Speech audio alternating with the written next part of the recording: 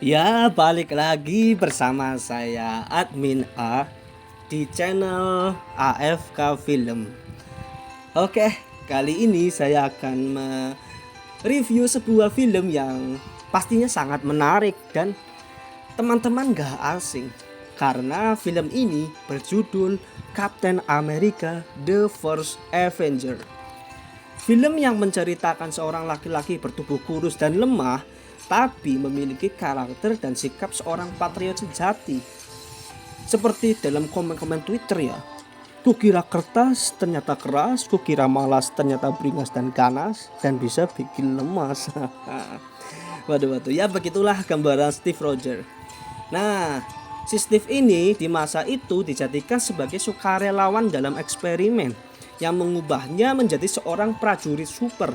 Kemudian ia harus menghentikan seorang penjahat bernama Red Skull yang berusaha menguasai dunia dengan memanfaatkan kekuatan dari Tesseract. FYI, Tesseract ini adalah salah satu batu ajaib yang nantinya di film Avenger Endgame itu dicari dan didapatkan oleh Thanos.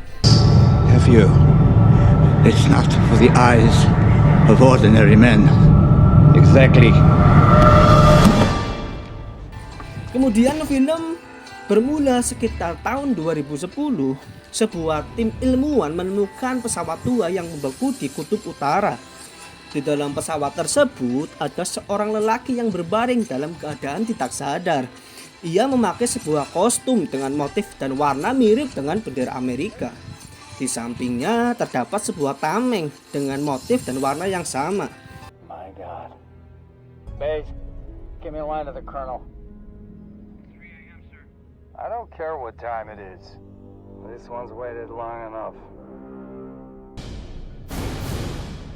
Ya, adegan beralih flashback ke tahun 1942, di mana ada seorang jenderal Nazi bernama Johann Schmidt dan anak buahnya yang berhasil menemukan Tesseract yang tersembunyi di balik sebuah dinding.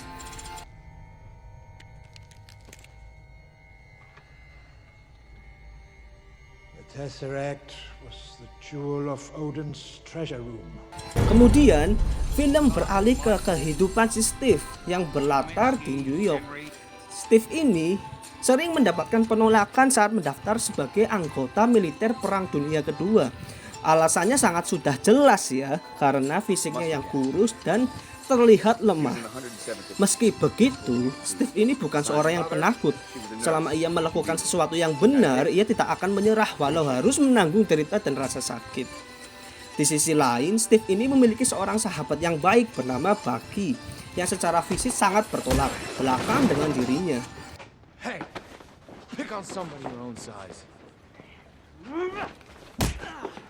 Kini Bucky telah menjadi seorang tentara berpangkat sersan. Karena akan menjalankan tugas dan harus berpisah selama beberapa waktu dengan si Steve, maka Bucky mengajak Steve ini menonton sebuah pameran futuristik yang diselenggarakan oleh Howard Stark. Come on, man. Well, last night. Ternyata di acara tersebut itu ada perekrutan anggota militer. Akhirnya Steve pun mencobanya kembali. Dan akhirnya di waktu Steve ini mencoba, Dr. Abraham Erskine itu sempat mengamati karakter dan sikap Steve ini. Yes, we are. Dan akhirnya dokter tersebut tertarik dan memberinya kesempatan untuk menjadi kandidat. Nah, hari berikutnya Steve pun memulai pelatihan militer bersama para kandidat lainnya.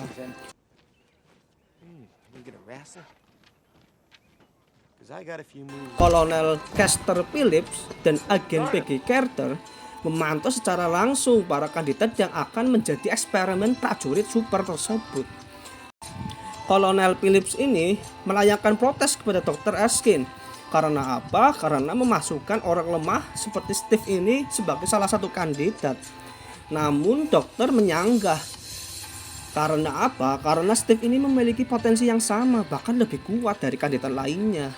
Meski secara stamina dan fisik itu tertinggal, Steve membuktikan bahwa dirinya memiliki kecerdasan dan emosi yang lebih baik dari kandidat lainnya.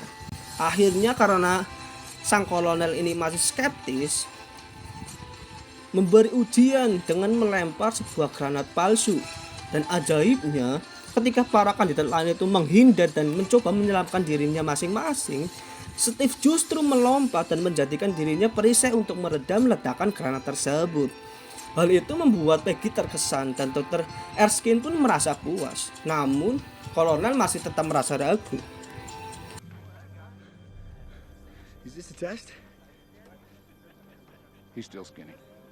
Akhirnya singkat cerita Steve pun mendapat kesempatan untuk menerima serum prajurit super.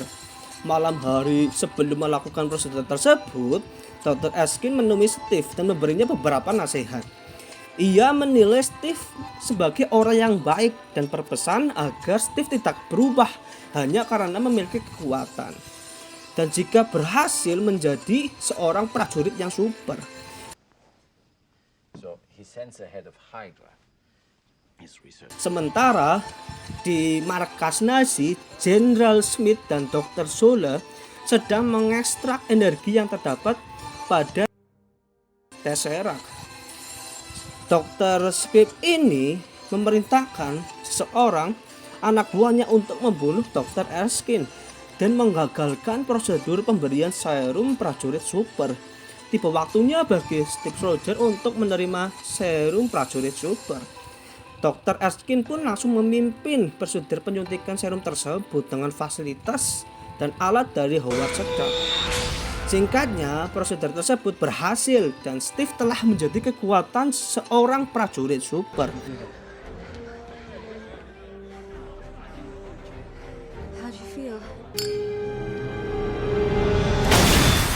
Sayangnya, seorang anak buah Smith yang berhasil atau yang bernama Hans Kruger mengacaukan fasilitas tersebut, membunuh Dr. Skin dan mengambil semua serum yang tersisa. Kruger melarikan diri dan semua agen serta petugas di tempat tersebut segera mengejarnya termasuk Steve. Meskipun belum terbiasa menggunakan kekuatan barunya, Steve berhasil menangkap Kruger. Bahkan ia menyelamatkan Peggy yang hampir tertabrak mobil Kruger saat mencoba menghadangnya. Sayangnya Kruger memilih bunuh diri menggunakan racun sianida sebelum para militer AS sempat mendapatkan informasi darinya. Seorang diri, Steve menyelamatkan para tentara Amerika yang menjadi tawanan Hydra. Ia juga menyelamatkan Bucky dalam sebuah fasilitas rahasia di markas tersebut. Lalu Steve juga sempat bertarung dengan Smith dan mengetahui kebenaran perkataan Dr. Erskine tentang Smith. Seperti dirinya, Smith juga memiliki kekuatan prajurit super. Namun karakter dan serum belum sempurna menyebabkan pimpinan Hydra tersebut mengalami perubahan fisik dan disebut sebagai Red Skull. Sayangnya, Red Skull dan Dr. Zola berhasil melarikan diri setelah meledakkan markas tersebut. Namun Steve, Bucky dan tentara Amerika yang telah bebas kembali dengan membawa persenjataan hasil rampasan dari markas Hydra.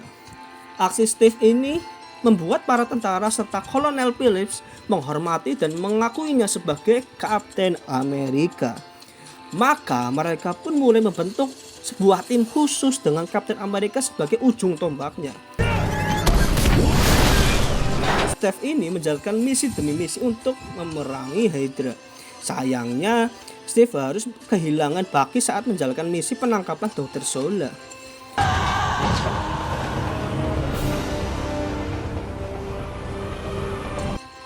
Kepada Amerika, Zola membeberkan rencana Red Skull memanfaatkan Tesseract untuk membuka sebuah black hole yang dapat membahayakan populasi umat manusia. Tanpa membuang-buang waktu, Phillips dan yang lainnya mulai menyusun dan mengakomodasi rencana menggempur Red Skull. Kapten Amerika pun memulai penyerangan dengan menyerbu sendirian mengatasi pasukan Hydra di garis depan dan membiarkan Red Skull menangkapnya. Ia melakukan semua agar Phillips dapat memimpin timnya dan pasukan Amerika memiliki jalan untuk menyerang markas Hydra dengan kekuatan penuh.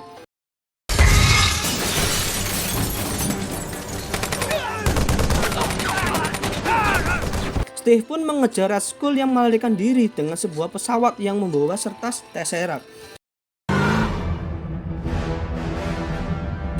Pertarungan antara dua prajurit super pun tidak dapat terhindarkan dan berlangsung dengan sengit. Kemudian terjadi sebuah insiden yang merusakkan wadah Tesseract dan mengakibatkan Red Skull lenyap tanpa bekas. Tesseract pun sendiri jatuh ke dasar laut setelah melubangi bagian bawah pesawat. Steve pun berada dalam pesawat harus mengambil keputusan yang berat. Ia memacu pesawat untuk mendaratkannya di kutub utara, meskipun itu berarti mengorbankan dirinya sendiri. Agen Peggy Carter yang memandu Steve dari pusat kontrol sempat mengutarakan perasaannya dan janji kencan sebelum komunikasi mereka terputus. Dengan lenyapnya Red Skull, Amerika berhasil mengalahkan Hydra. Steve? Steve? Pada saat itu, di sisi lain, Howard Stark dan timnya berhasil menemukan Tesseract di dasar laut. Suatu hari, Steve Rogers yang terbangun dalam sebuah ruangan, ia merasakan kejanggalan karena radio dalam ruangan itu menyiarkan sebuah pertandingan yang pernah ia lihat secara langsung di stadion pada tahun 1941.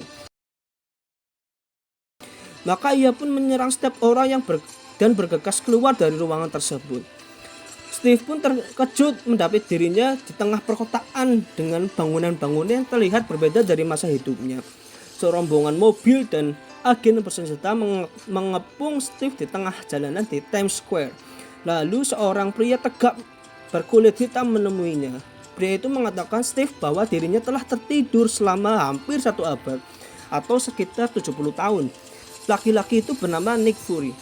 Itu mendekati Steve yang masih tampak terkejut dan bingung.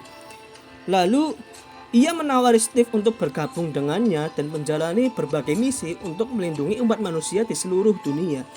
Yang akhirnya ini merupakan langkah awal terbentuknya kumpulan para pahlawan super yang dinamakan The Avengers. Ya, segitu cerita dari film Captain America The First Avenger. Oke, terima kasih teman-teman yang sudah mendengarkan dan menonton. Jangan lupa dukung channel ini terus dengan cara like, comment, subscribe, serta share ke teman-teman semua. Terima kasih.